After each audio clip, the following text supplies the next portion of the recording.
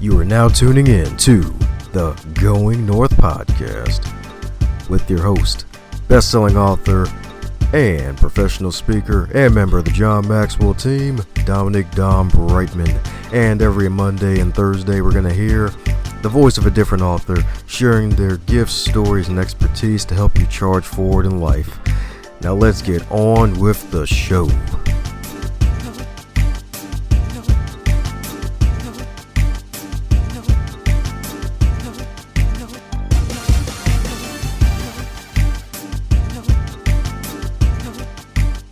Gratitude is something that everyone should do daily, and I'm going to do it right here on this episode. And before the interview kicks off on this episode of the Going North podcast, just want to give a special thanks to a good friend of mine that I met at the John Maxwell team certification, the IMC, this past August, known as Dwayne Dwyer. This guy is out in the wonderful state of Georgia, and he's one heck of a confident guy who knows how to carry himself and knows how to network and knows how to have a positive attitude. This guy right here, like first meeting, I told him I was an author, and right on the spot, he bought one of my books on the spot, this book, Stay the Course. And it was just a blessing just to have someone just actually do that for just to plant a seed in someone's life like that. And I wasn't even aiming to really sell my book that day, and it just happened, and I'm just grateful for him and all that he does. And it's great to have you, Dwayne, in my network, and hopefully get to see you speak soon as well. And just looking forward to all the great things that you're going to be doing. Heck, even if you decide to write a book of your own and have you on this podcast one day. So thank you, Dwayne, for all that you do. Keep reaching for the stars, my friend. And today on the Going North podcast, we bring you some super special, awesome humans from around the globe who have written, published books, and are still doing amazing things beyond that. Today is no different because today we have a founder in the house. We got a lady boss in his house. She's the president and founder of Frame of Mind Coaching and Journal Engine software, as well as a speaker, entrepreneur, coach, and a mother of five. A mother of five, enough for a whole hand, y'all. And this wonderful lady has 15 years of experience coaching many of North America's most respected leaders, recognized as an expert in the area of thought mastery. And she also uses her unique philosophy and quirky coaching style to help her clients deal with core issues and shift their thinking in order to yield extraordinary results. And after reading that introduction, you're probably familiar with who I got today. Besides reading the title of the episode, it's the one, the only Kim Ades. How are you today, ma'am? I'm fantastic. What an introduction. Oh, yeah, that's right. When you make your mark on the internet and you find stuff, it's like, you know what, this will be easy. This will be easy. Make the introduction easy. Now I just have to survive the next 55 minutes of dad jokes for me. I'm good. I have a husband. I have a husband who makes a lot of puns. I'm good.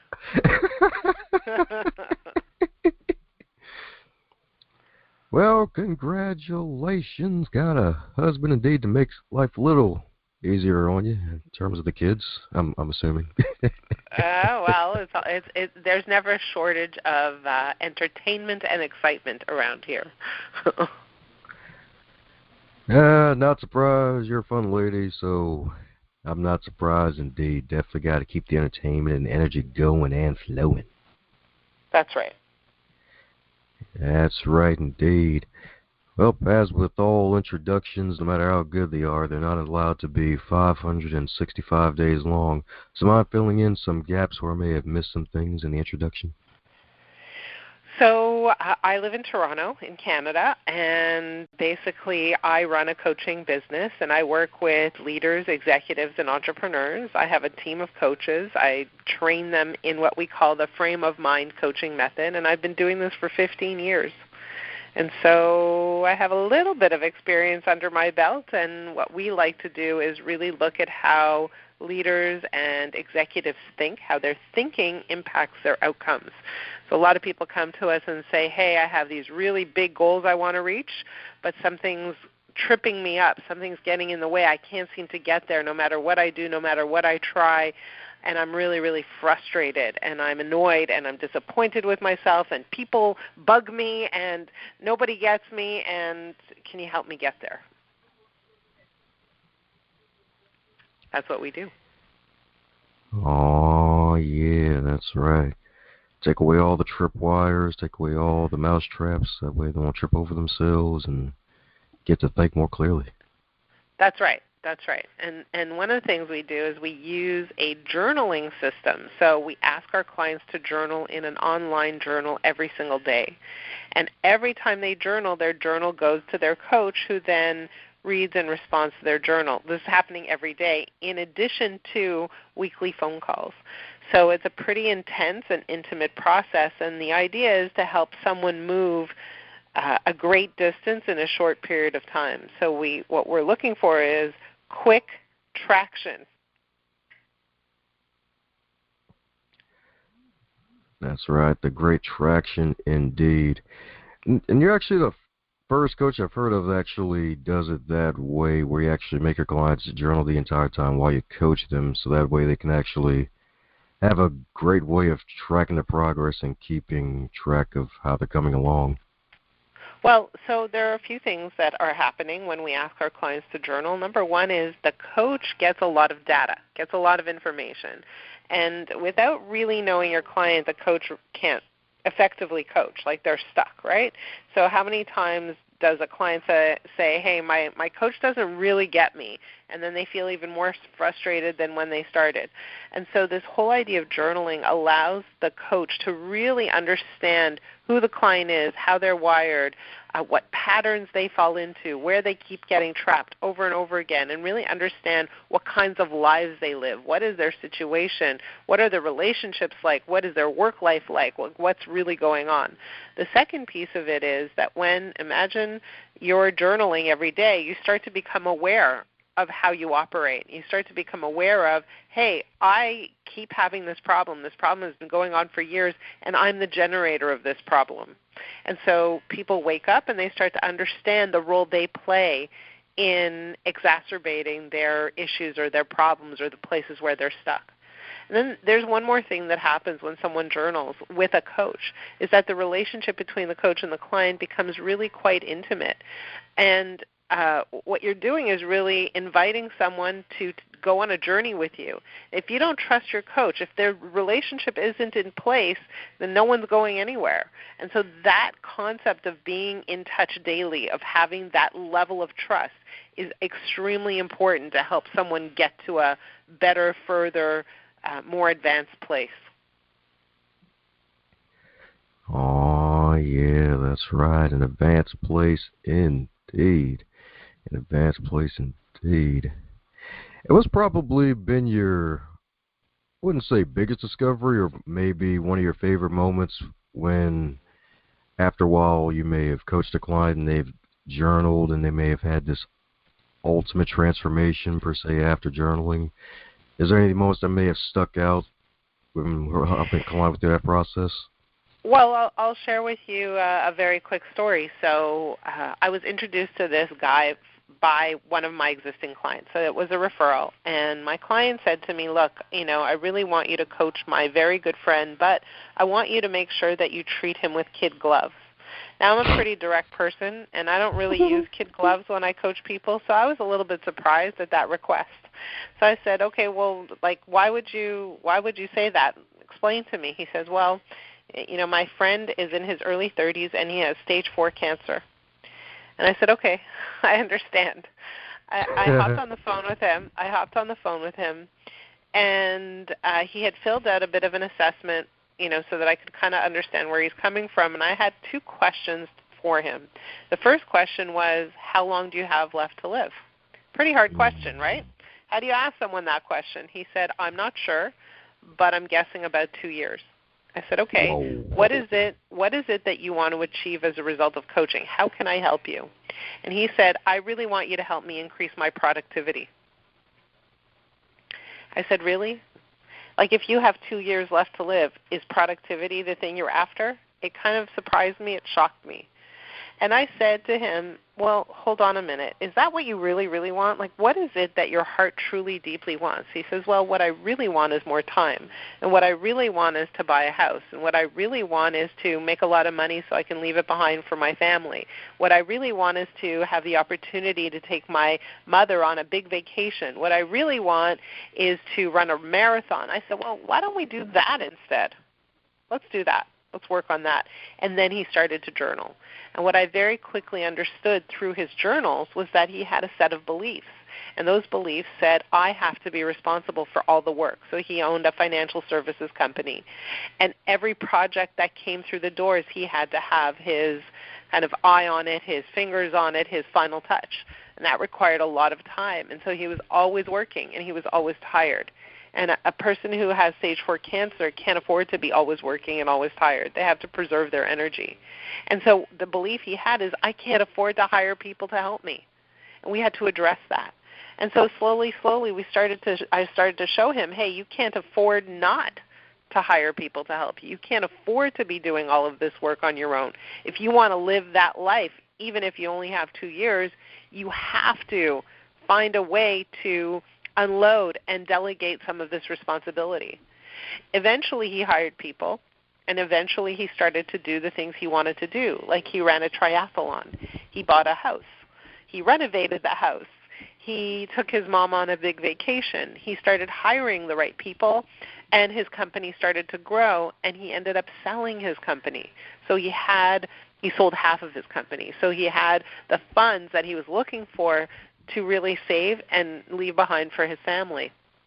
But over and above all of that, it's been 4 years, and he's still around.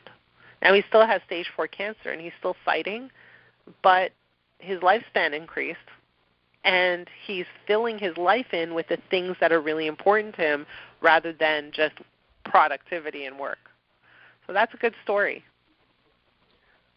Oh, you're definitely right. That's a great story indeed, and it's kind of like the classic story in like kind of the self-help field where it's like you hear about a person, they have like 1 year left to live, they do everything that they really want to do, and then out of nowhere it's like that year becomes 3 years or even longer. That's right. That's right. So it's been an amazing journey. I mean, it's interesting, right? Like as a coach, your job is to kind of wake people up and inspire them. And certainly in this relationship, I helped him see possibilities he couldn't see before, but he's, hands down one of the most inspiring people I've ever encountered. Oh, yeah. That's right. That's right indeed. It's like, yeah. Probably felt like you had a halo after that moment. Like, yes, this is my halo client. Well, he's incredible. He's just an amazing, amazing human being. I mean, people who are healthy don't run triathlons. How does he, right? So he's just very determined, very driven, very much full of life. And we see people who have a full life ahead of them and are not nearly as fulfilled, not living up to their potential, not even close. They're kind of living in a half-awake state. And it was just really, really such a pleasure, such an honor to work with this particular guy. Oh, yeah. And the beautiful thing about this is, out of curiosity, have any of your clients ever published books after the coaching process with you? Yeah, so let me tell you about another client, a gentleman. His name is David Schnurman, and he was a client of mine a few years back, but what he did is he took all his journals and he codified them. So in other words, what he did was he said, how many times, like he took all of the content of his journals, and he said, how many times do I write the word stress? How many times do I write the word fear? How many times do I write the word focus? How many times do I write the word frustrated? And he started to really go through his book and understand that there were certain themes in the book that he kept being frustrated about. He felt like he was in it alone. He felt like he lacked focus. He didn't trust his abilities or his leadership, on and on and on. He ended up writing a book called The Fast Forward Mindset. And it's actually been very successful. It's a very, very well-read, highly respected book at this point. And it's based on what happened throughout his coaching experience, and he used content from his journals in his book as well. Nice. That's the wonderful, I guess, another benefit of journaling. It's like down the road, if you want to like publish it into a book form and maybe add another stream of income and heck, even another key to get into more doors and opening them. I mean, it's another thing that you can do. It's an amazing thing. Well, it's interesting, right? Because like if you're thinking about writing, journaling doesn't feel like writing. Journaling feels just like expressing yourself. It just feels different. The stress of writing is not there. It's a different experience, and yet you're actually crafting content that could be usable. That's true, because just getting out what's in you, and then you get on the paper, and then you just have this feeling of relief afterwards. It's like you just drop this 10-pound weight off, maybe even 20, 40-pound weight off you, and then you just keep on going, and you feel lighter as the days go by, if you keep up with it, that is. That's right. It's pretty powerful. Do you journal? Not as much as I should. I'm on and off with the journaling habit. Sometimes I'll just be on fire and just start writing things that I'm really, really inspired. Just write something down or really compelled to write something down. And some days I just never come back to it, like days or weeks on end. So I'm like a sporadic journaler. You know what, I have found that when and I've noticed it obviously in my clients, but when they journal, they're lighter, they're happier, they're more joyful, they're easier, they flow more. You know, good things come to them more readily.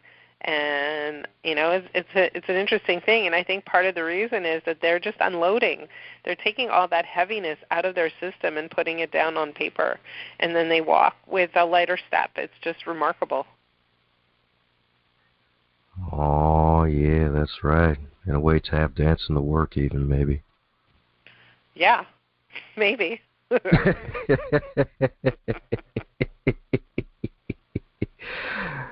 Woo!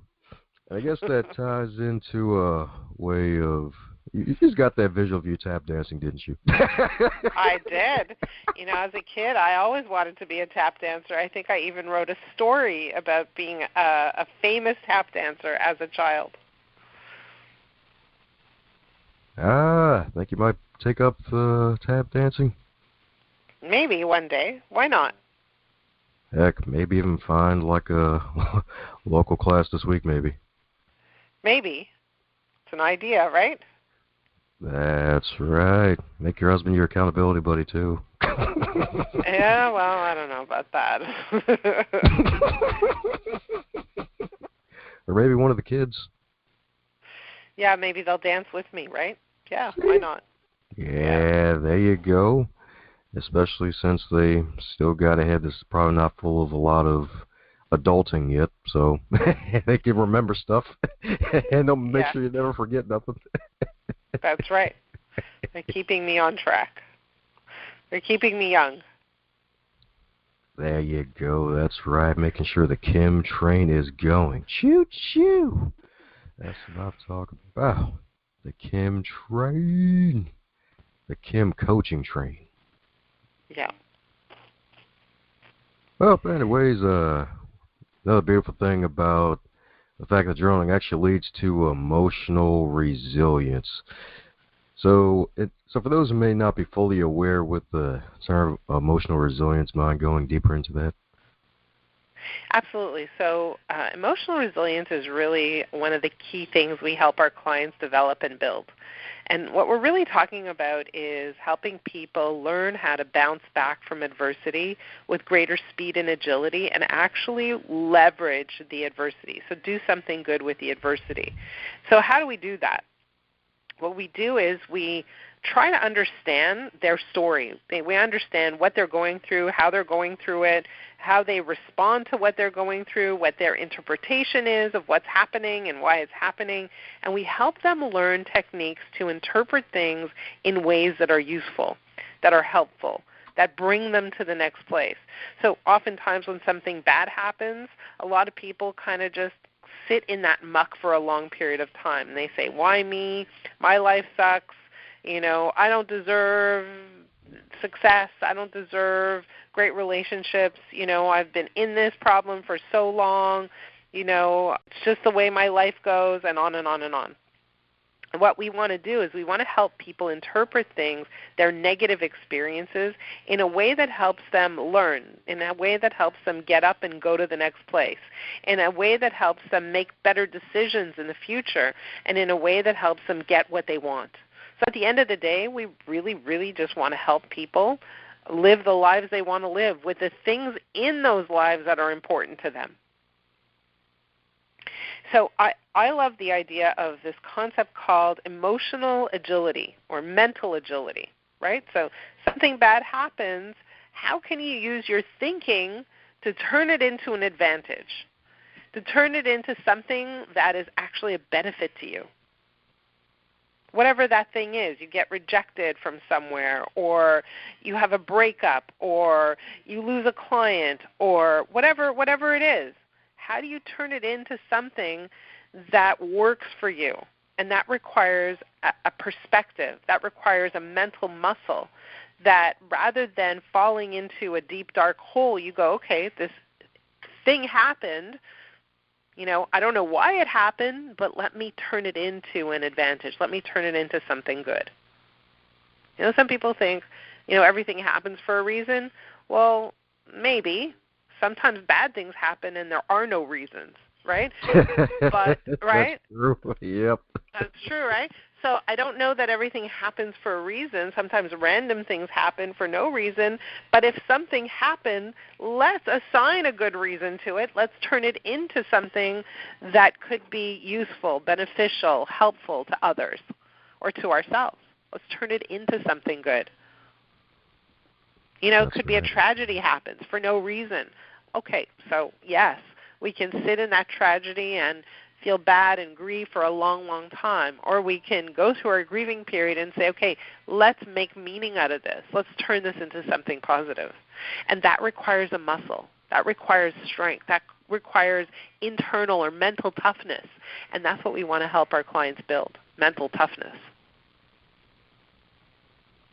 Oh, yeah. That's what I'm talking about. Mental toughness. Not just a six-pack set of abs, but also a six-pack set in the brain as well. That's right. In fact, that's a really good analogy. And one I use often is, if you want to have great abs, you go to the gym and you work out. Well, if you want to achieve great goals, you need to work on your mental toughness. And there's a way of going to the gym to work on that too. Right? And journaling is a tool, just like dumbbells or exercise equipment or cycling class, whatever, those are all tools. And journaling is a super powerful tool for building mental toughness. Oh, yeah. That's right indeed. That's right indeed. Yeah, and I guess in a way, because it also builds discipline too, and that contributes to that mental agility. Well, yes, and you know what? People say, well, how should I journal? What is the best way to journal? And what I do is I suggest a journaling strategy that sounds like this: dump, dump, and then dump the dump. What does that mean? It means when something's going on, when something's bothering you, write about it. When you think you're done, no, just keep writing. Just get it all out of your system. Completely unload. And then when you're done unloading, literally write this word down, these lines down. It's time to turn myself around. I'm done. So then you say, okay, so here's the problem. What are the potential solutions?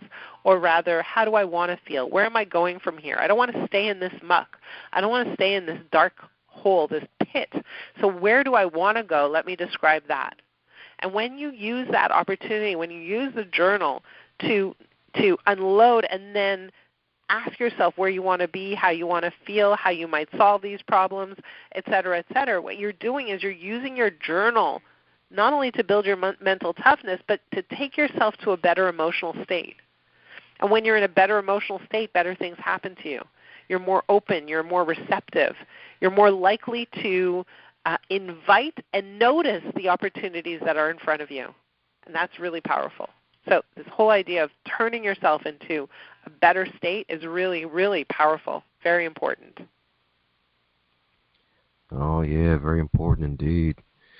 Yeah, and definitely dumping it in the right place and not making social media your journal, too. Right. Dumping in the right place, in a private place. It's okay to dump. It's okay to have, like, rotten, negative, critical feelings, but you don't want to live with them, right? So you definitely want to deposit them somewhere and then move along. Yeah, that's right. Kind of like the monster in the corner of the closet for the kids. That's right. Well, maybe not monster. Maybe it ain't that bad. I don't know.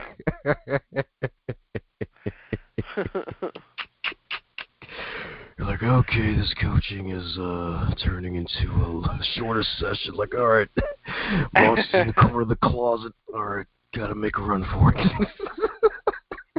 Well, let me ask you this question: What is the challenge that you have that you confront over and over again? Like, what's the place where you keep getting frustrated, stuck, annoyed, disappointed, agitated? Is it in your relationships? Is it with your accomplishments? Is it with your failures? Like, we're all human. We all encounter all of that. Let's see here. Man, things that keep on coming across. I guess in a way for me to probably just finding a way to juggle the right things. Because I don't want to use balance because, to be honest, that's really not a thing. In all reality, it's not really a thing. Yeah. But it's like just making sure I keep things, keep the right plate spinning up in the air in a way. Keep the right. So in other words, spin the plates that will lead to some outcomes, like not waste your time. Is that what you're trying to say? There we go. Yeah, there we go. Yep. Okay. So I want to go back to the whole issue of balance because you're right, it's not a thing, or maybe for some people it's a thing. But I have this analogy with respect to, I often get asked, so how do you help your clients achieve work-life balance? And this is what I say. You ever go to a park and you see two kids on a seesaw? What happens when they're in perfect balance? They just stay there. Nothing happens. Right? It's kind of boring. Like they're in suspension. It's not exciting. They're just kind of sitting there. And while that might be good for a minute or two or less than a minute, it's not a good lifestyle choice, right? It's not what we want to be doing.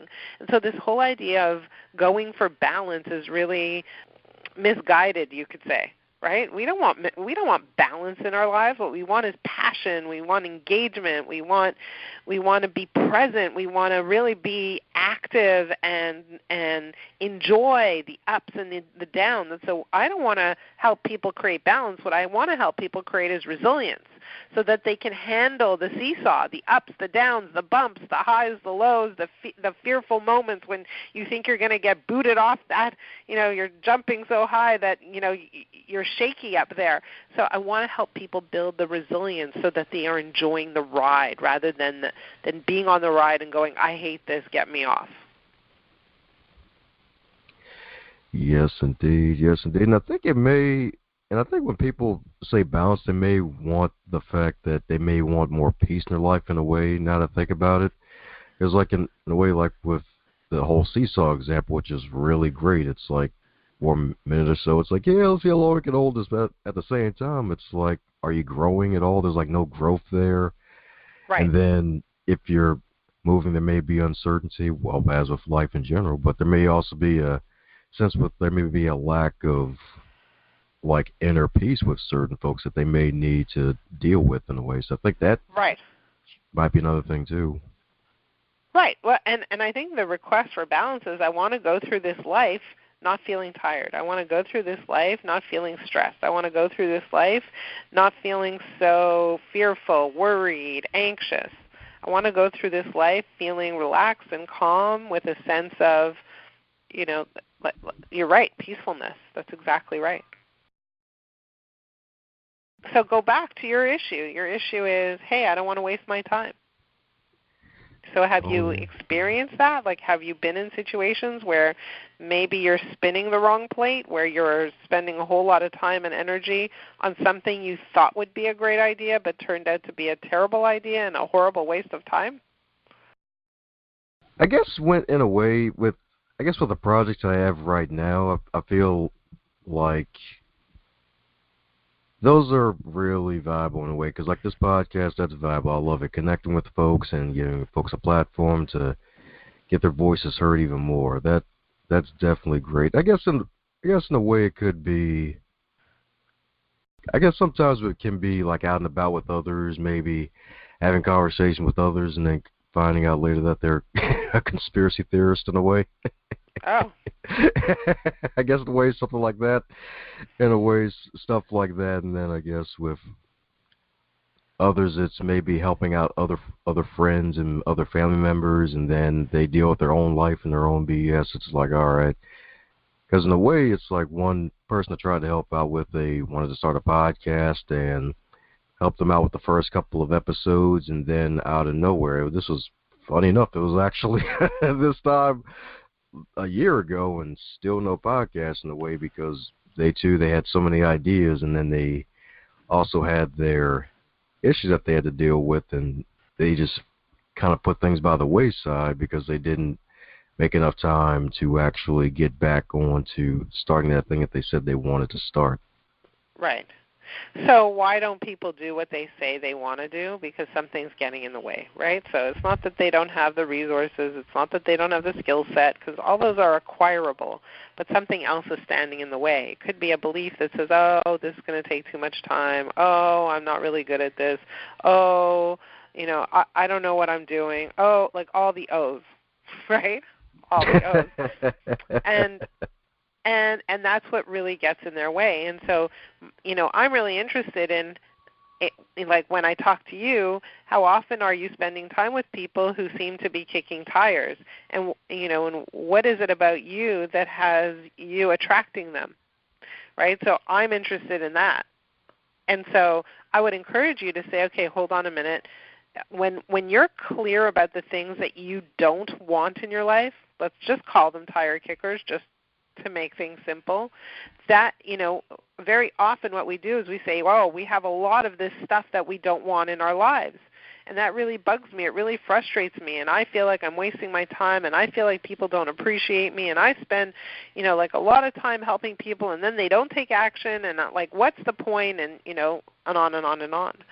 And what I encourage you to do is to say, okay, so this thing just happened. It didn't feel so great. I know now that I don't want to spend time with tire kickers. What I do want is, and then write that down. Because what happens is when you have experiences that don't feel good, and not just you, we, all of us, when we have experiences that don't feel good, we tend to focus on those negative experiences and say, man, that was terrible, horrible, awful. That was a waste of time. That was a waste of energy and just left me feeling awful. And what we want to do is help you leverage that bad experience as a form of contrast that says, okay, I'm clear about what I don't want. Here's what I do want, but I need to turn my attention now to what I do want. And when I turn my attention to what I do want and focus exclusively on what I do want, I bring people into my world that are a match to that desire. So a lot of people focus on what they don't want. I don't want to be poor. I don't want to be fat. I don't want to be unsuccessful. I don't want to be a failure. And they forget to focus on what they want instead. Does that make sense? Oh, it makes perfect sense indeed. Makes perfect sense. Because, it's something I'm familiar with too. And then it's kind of like the whole Jim Rohn thing. It's like things that are easy to do is easy not to do. Right. Yeah. But at the end of the day, like if you look at your life is a reflection of how you think.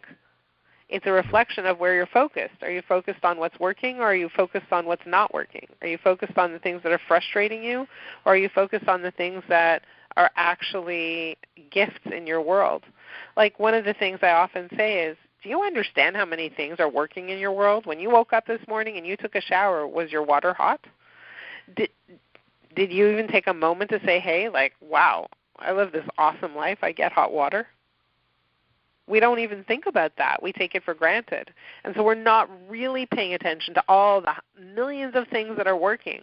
When we get into an elevator and it goes to our floor, do we stop and go, wow, like how many people needed to come together to build this elevator just so I could get to my floor? We don't think that way, do we? We just go on the elevator and we get there and we think it's like normal. It's not that normal. It's pretty extraordinary. Yeah, definitely right about that. And especially if you're claustrophobic, too, it's like better be thankful the elevator worked. Yeah, we better. Yep. Walk in with caramel skin, you come out with green. Like a, That's right. Oh, I almost came with the ghost. Yeah. And then the tap dancing shoes fell off. Yes. Well, no, mine are glued tightly on.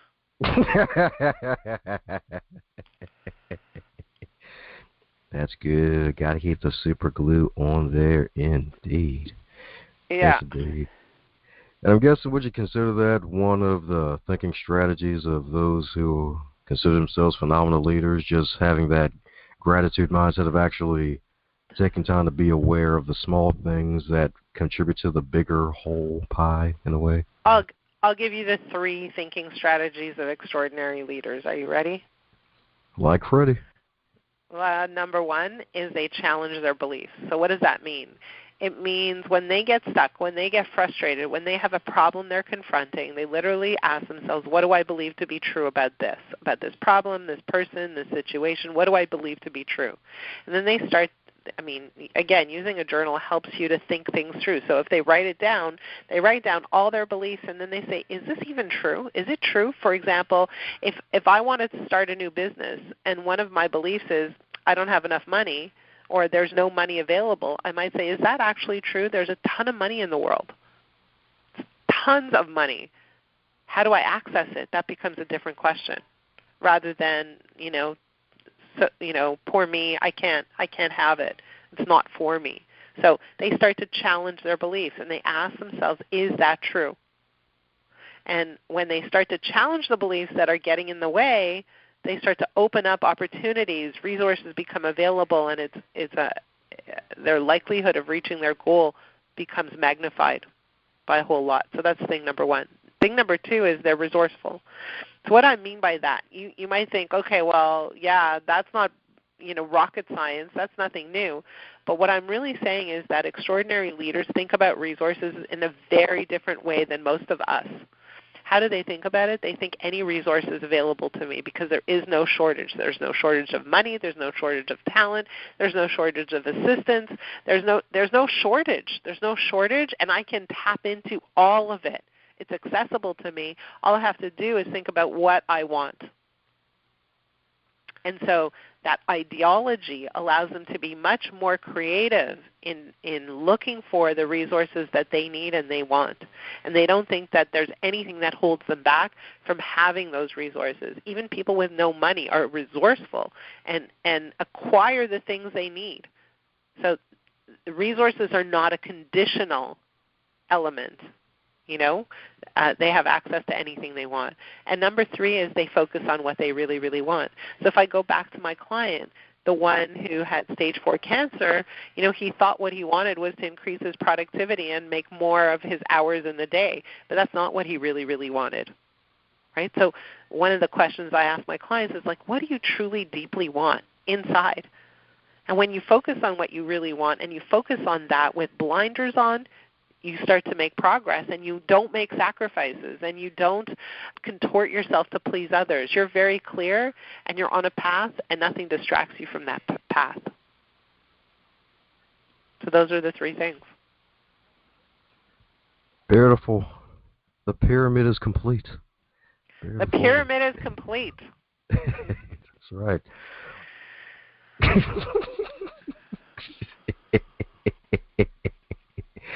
That's right, the pyramid, baby, that's right. Heck yeah, the resourcefulness and that abundance mentality, indeed, yes, indeed. and on what you really want. I'm gonna go home. I'm gonna go home after today's call and say to everybody, "Oh yeah, yes indeed."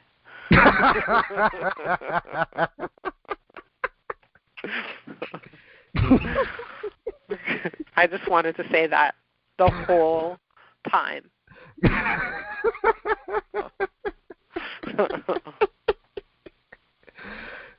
Yep. Somebody liked that Kevin Sampson episode, probably. Yeah, there you go. Yeah. Woo, got me on that one. Good thing you didn't find the tree joke. There you go. Yeah, if you would have found the tree joke, then you probably had to get a gold medal for that one. Okay.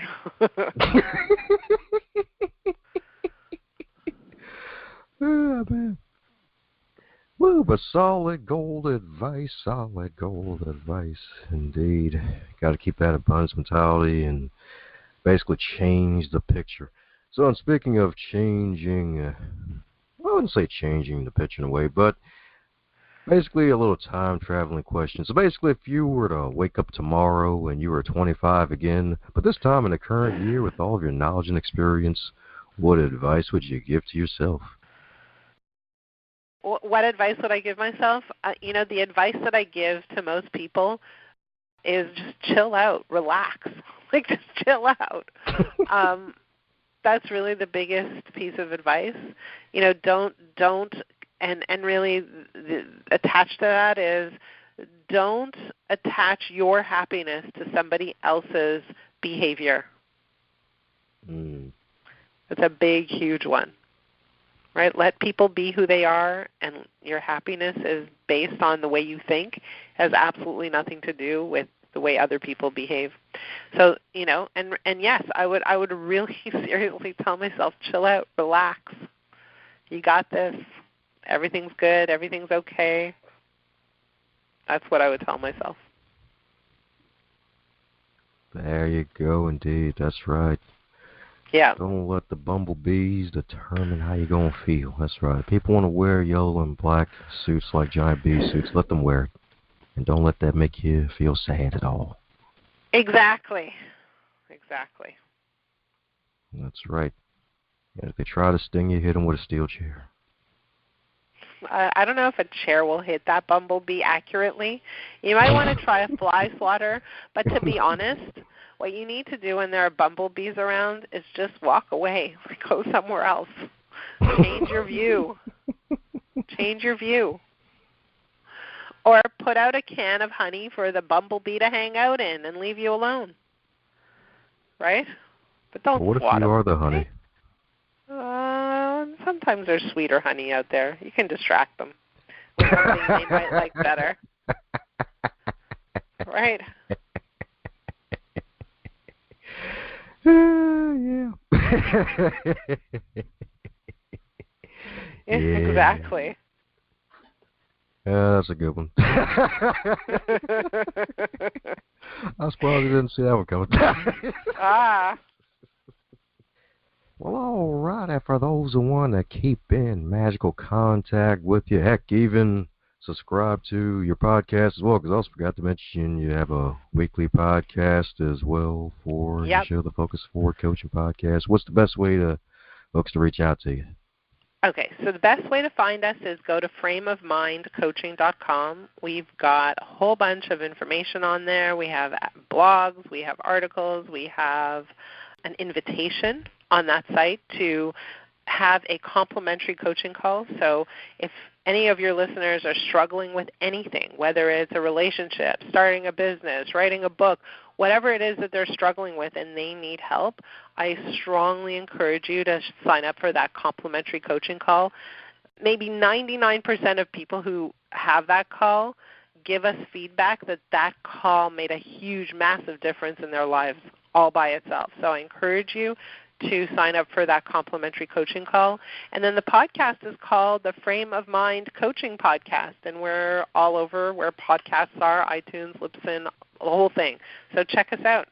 And if you have a question that you want us to address on the podcast, send me an email, kim@frameofmindcoaching.com. I love questions that I can tackle. It's always more fun that way.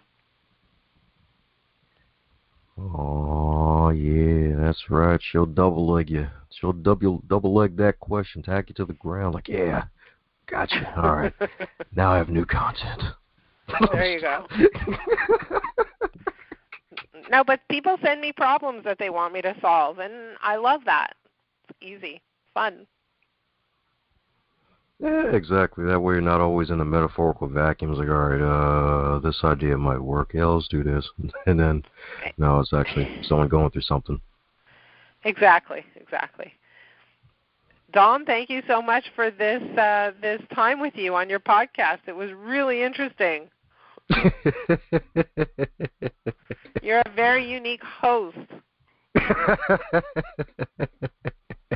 You're supposed to say, oh, yeah. Yeah, that's right. I appreciate you. That's right. Give the guests a fun time, an interesting time. Keep them on their toes. In this case, they're tap dancing toes. That's right. Tap dancing toes. That's right. So any parting words for the folks still listening, Kim? Yeah, my parting word is that if you are struggling with anything, very often our tendency is to say, okay, like things aren't working, what should I do?